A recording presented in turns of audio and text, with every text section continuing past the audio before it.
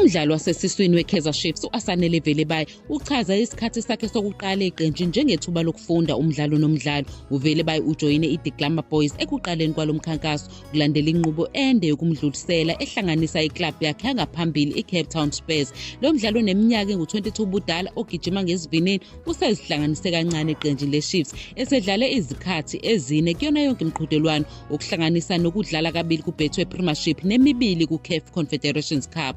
uVelebayi uveze ukuthi ukuzethemba kwakhe kukhula kancane kancane ephawula umehluko novalo ayenalo ngesikhathi eqala ukudlala. Wathi uyafunda futhi uzivumelanisa nezimo nsuku zonke futhi lapho eqongelela imizuzu eminingi ukuzethemba kwakhe kuyakhula. Uphethe ngokuqinisekisa ukuthi uzijwayeza kahle kakhulu isimo seclub.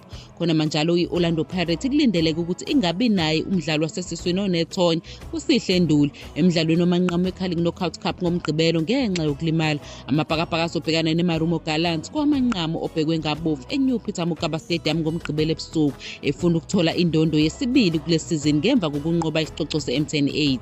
uNduli akakaze abonakale kuPirates kusukela ihlula iGolden Arrows ngo-3-1 ekuqaleni kukaNovemba. Iqembu liqinisekisile kuwebsite yalo ukuthi uNduli kulindeleke ukuthi angadlali emidlalweni wamanqamu. Nokho iPirates iveze ukuthi inamandla anele ukuvala isikhala sokungabi khona kwakhe. Ibala isipiloti kaMakhehleni Makhawula okubika ukuthi ushaye into ecokeme ngemuva kokuthola imizuzu emqoka kulandela ukuhlala kwakhe eceleni.